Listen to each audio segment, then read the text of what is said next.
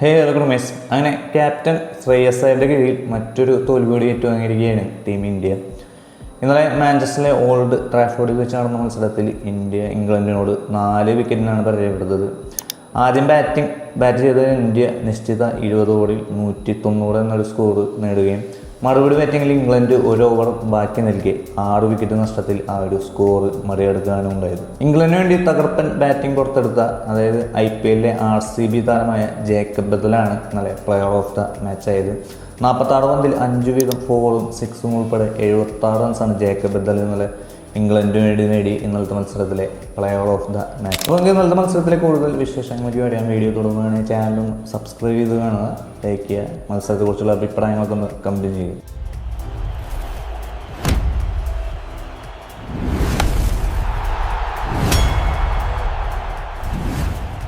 ഇന്നലെ ടോസ് നേടിയ Indian captain വീണ്ടും ബാറ്റിംഗ് തിരഞ്ഞെടുക്കുകയായിരുന്നു.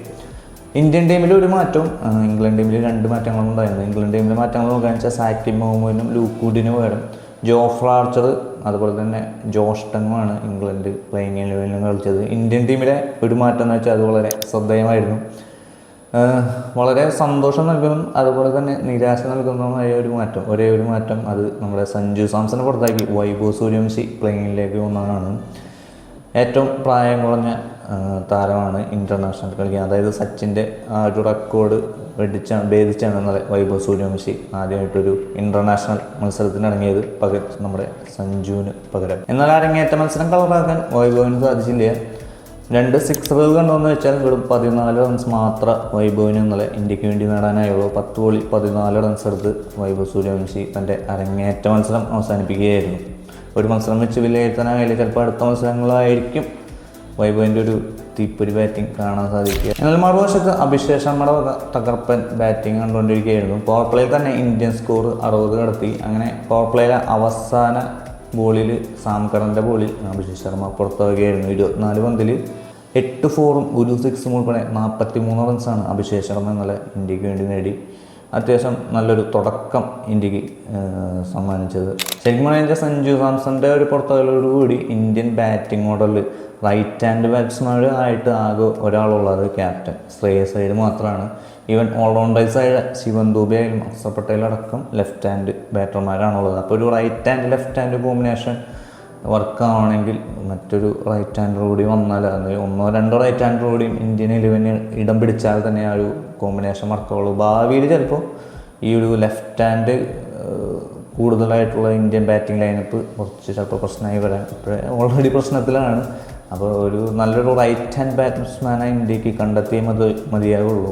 പിന്നീട് 3-ാം വിക്കറ്റിൽ ശ്രേയസ് അയ്യരും ഇഷാൻ കിഷനും ചേർന്ന് ഇന്ത്യൻ സ്കോർ 100 കടത്തി. ഇരുവരും കൂടി 3-ാം വിക്കറ്റിൽ 65 റൺസാണ് ഇന്ത്യക്ക് വേണ്ടി കൂട്ടിച്ചേർത്തത്. എന്നാൽ 13-ാം ഓവറിലെ അവസാന പന്തിൽ ലിയാൻ ഡോസൺ ക്യാപ്റ്റൻ ശ്രേയസ് അയ്യരെ പുറത്താക്കി ഇംഗ്ലണ്ടിന് ഒരു ബ്രേക്ക് ത്രൂ നൽകുകയായിരുന്നു. ക്യാപ്റ്റൻ ശ്രേയസ് അയ്യർ ഇന്നലെ 22 പന്തിൽ 3 4ഉം 1 6ഉം ഉൾപ്പെടെ 37 റൺസ് എടുത്താണ് ഇന്നലെ പുറത്തായത്. പിന്നീട് വന്ന ഇന്ത്യൻ ഓൾറൗണ്ടറായ ശിവൻ ദുബെയും അതുപോലെ തന്നെ മറുവശത്ത് ഉറച്ചു നിന്നിരുന്ന ഇഷാൻ കിഷനെയും വീഴ്ത്തി സാം കറൻ. ഇഷാൻ കിഷൻ ഇന്നലെ 40 പന്തിൽ 6 4 മാത്രം ഉൾപ്പെടെ 49 റൺസാണ് ഇന്ത്യക്ക് വേണ്ടി നേടിയത്. ഒരു ആവറേജ് സെൻസിബിൾ ഇന്നിങ്സാണ് ഇന്നലെ കിഷൻ്റെ ഭാഗത്തു നിന്ന് ഉണ്ടായത്. കൂടാതെ അറ്റാക്കിങ്ങിനോട് ശ്രമിക്കാതെ ഇന്നിങ്സ് ബിൽഡ് ചെയ്തെടുക്കാൻ എന്നുള്ളൊരു അതുപോലെ ഒരു ഇന്നിങ്സ് ആയിരുന്നു ഇന്നലെ ഇഷാൻ കിഷൻ്റെ ഭാഗത്തു നിന്ന് കണ്ടത്.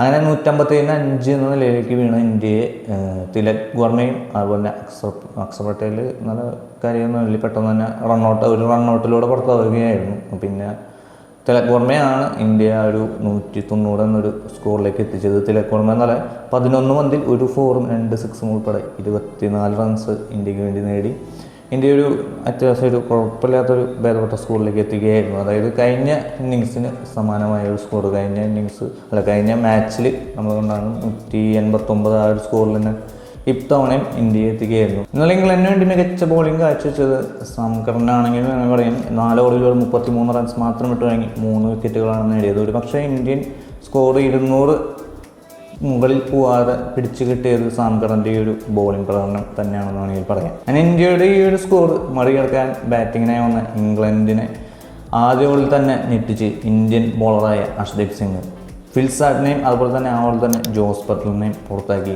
അർഷ്ദീപ് സിംഗ് ഇന്ത്യൻ ആരാധകരെ ആവേശത്തിലാക്കി.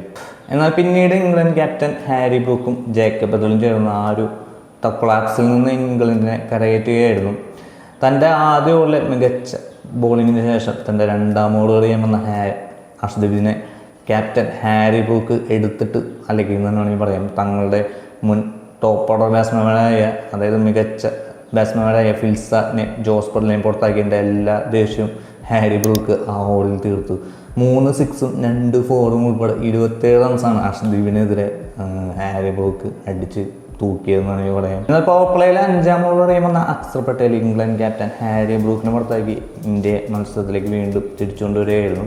ഹാരി ബ്രൂക്ക് നല്ല 15 പന്തിൽ 4 4ഉം 3 6ഉം ഉൾപ്പെടെ 39 റൺസ് എടുത്താണ് നല്ല പുറത്തായത്. അതായത് ഇംഗ്ലണ്ടിനെ ആ ഒരു പെട്ടെന്നുണ്ടായ തകർച്ചയിൽ നിന്നും കരകയറ്റിയ ഒരു കിടിലൻ ഇന്നിങ്സ് ആയിരുന്നു ക്യാപ്റ്റൻ്റെ വക നല്ല കണ്ടത്. പിന്നീട് വന്ന വിൽ ജാക്സനെയും വരുൺ ചക്രവർത്തി പെട്ടെന്ന് മടക്കിയോടുകൂടി ഇംഗ്ലണ്ട് 133-5 എന്ന നിലയിലായി. അപ്പോൾ ഇന്ത്യ ഒരു ശരി ഓക്കെ 133-5 ഏകദേശം 78 ബോൾ 56 റൺസ്, ഒരു 30-70 ചാൻസ്, അതായത് ഇന്ത്യക്ക് ഒരു 70% ചാൻസ് ഉണ്ട്. 30% കാരണം ഓൾറെഡി 5 വിക്കറ്റ് പോയി. അപ്പുറത്തെ ജേക്കബ് ബദൽ ഓൾറെഡി സ്ലോ ഇന്നിങ്സ് ആയിട്ട് കളിച്ചു വരികയായിരുന്നു. അപ്പോൾ ഇന്ത്യ ക്യാപ്റ്റൻ ശ്രേയസ് അയ്യർ തൻ്റെ ആദ്യ T20 വിജയം സ്വപ്നം കണ്ട നിമിഷം. ബട്ട് കാര്യങ്ങൾ മാറി പറഞ്ഞത് രവി ബിഷ്ണോയി എറിഞ്ഞ 17ാം ഓവറിലാണ്. 17ാം ഓവർ എറിയാമെന്ന രവി ബിഷ്ണോയി ആദ്യ ബോളിൽ തന്നെ നോ ബോൾ എറിഞ്ഞു. ആ നോ ബോൾ സംഘടനയായിരുന്നു ഫേസ് ചെയ്തത്. അത് ഓടി ജേക്കബ് ബദലിന് സ്ട്രൈക്ക് കൈമാറുകയായിരുന്നു. പിന്നെ നടന്നത് ചരിത്രം. അതായത് നോ ബോളിൽ, അതായത് ആളിക്കത്താൻ നിന്ന ജേക്കബ് ബദലിനെ എണ്ണ ഒഴിച്ചു കൊടുക്കുന്ന രീതിയിലായിരുന്നു രവി ബിഷ്ണോയിയുടെ ഇന്നലത്തെ ആ ഒരു ഓവറിലെ ബോളിങ്. ഫ്രീ ഹിറ്റ് ബോൾ 6 അടിച്ച് തൻ്റെ വെടിക്കെട്ട് ബാറ്റിങ്ങിന് തിരികൊളുത്തായിരുന്നു ജേക്കബ് ബദൽ എന്ന് പറയാം. പിന്നീട് കണ്ടത് ജേക്കബ് ബദലിൻ്റെ ഒരു തകർപ്പൻ ഇന്നിങ്സ് ആയിരുന്നു. ആ ഓവറിൽ 3 6 ജേക്കബ് ബദൽ രവി ബിഷ്ണോയ്ക്ക് എതിരെ നേടിയത്. 3 6ഉം 1 4ഉം ഉൾപ്പെടെ 29 റൺസ് നേടി ഇന്ത്യയുടെ വിജയ പ്രതീക്ഷകളെല്ലാം തല്ലി ഓടുകയായിരുന്നു ജേക്കബ് ബദൽ എന്നുള്ളത് ചെയ്തത്. ഈ പ്ലെയർ ഓഫ് ദ മാച്ചിനുള്ള പോലെ, അതായത് കളി ജയിപ്പിച്ച ആൾക്കുള്ള പോലെ കളി തോൽപ്പിച്ച ആൾക്കുള്ള ഒരു അവാർഡ് ഉണ്ടെങ്കിൽ അത് എന്തായാലും തീർച്ചയായും രവി ബിഷ്ണോയ്ക്ക് കൊടുത്തത്. എനിക്ക് തോന്നുന്നത് 3 സ്പിന്നർമാരെ വെച്ച് കളിക്കാനുള്ള ഇന്ത്യയുടെ തന്ത്രം പാളി എന്ന് തന്നെ വേണമെങ്കിൽ പറയുന്നു.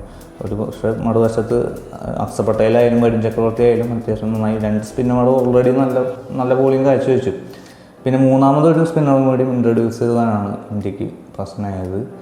രവി ബിഷ്ണോയി നല്ല 4 ഓവറിൽ വിട്ടുകൊടുത്തത് 60 റൺസാണ്.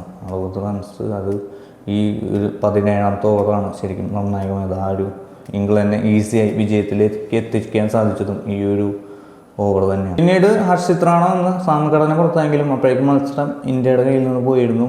113-5 എന്ന നിലയിൽ നിന്ന് ഇംഗ്ലണ്ടിനെ 177-5 എന്ന നിലയിലേക്കാണ് പിന്നെ കണ്ടത്. രവി ബിഷ്ണോയുടെ ആ ഒരു ഓവറോടുകൂടി കളി ഏകദേശം ഇന്ത്യയുടെ കയ്യിൽ നിന്ന് പോയി. ഇംഗ്ലണ്ടിന് ഈസി ആയിട്ട് വിജയത്തിലേക്ക് എത്തിക്കേണ്ട ഒരു ജോഫ്ര ആർച്ചർ വന്നിട്ട്, ജോഫ്ര ആർച്ചർ ഓൾറെഡി അത്യാവശ്യം ബാറ്റ് ചെയ്യുന്ന ആളാണ്. പുള്ളി 2 4 അടിച്ച് ഇംഗ്ലണ്ടിനെ തൻ്റെ ആദ്യ T20 വിജയത്തിലേക്ക് എത്തിക്കുകയായിരുന്നു. അങ്ങനെ 4 വിക്കറ്റ് ബാക്കി നിൽക്കെ, 1 ഓവർ ബാക്കി നിൽക്കെ ഇംഗ്ലണ്ട് തങ്ങളുടെ ആദ്യ ജയം സ്വന്തമാക്കി ഇന്ത്യക്കെതിരെ ഈസിയായി ജയിക്കാവുന്ന മത്സരം കൊണ്ടു കളിച്ചത്. ഇതിൽ ക്യാപ്റ്റൻ ശ്രേയസ് അയ്യറിന് ഒരുപാട് വിമർശനങ്ങളാണ് വന്നുകൊണ്ടിരിക്കുന്നത്. എന്തുകൊണ്ട് ആ ഒരു ഡെത്ത് ഓവറിൽ ഒരു സ്പിന്നറെ പന്തെറിയിപ്പിച്ചു? ഒരു പക്ഷേ ശിവൻ ദൂബെ എന്നൊരു ഓപ്ഷൻ കൂടി ഉണ്ടായിരുന്നു, ഒരു ഓവറെങ്കിലും കൊടുക്കായിരുന്നു.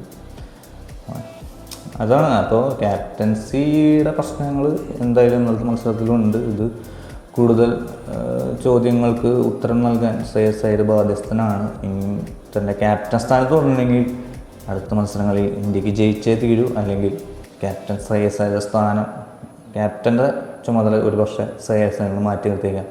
അപ്പോൾ അടുത്തൊരു നെക്സ്റ്റ് T20 വരുന്നത് ജൂലൈ 3-നാണ്. അപ്പോൾ ജൂലൈ 7 ചൊവ്വാഴ്ചയാണ്. അപ്പോൾ അടുത്ത മാച്ചിൻ്റെ വിശേഷങ്ങളുമായി വീണ്ടും കാണാം. അതുവരേക്കും ബൈ.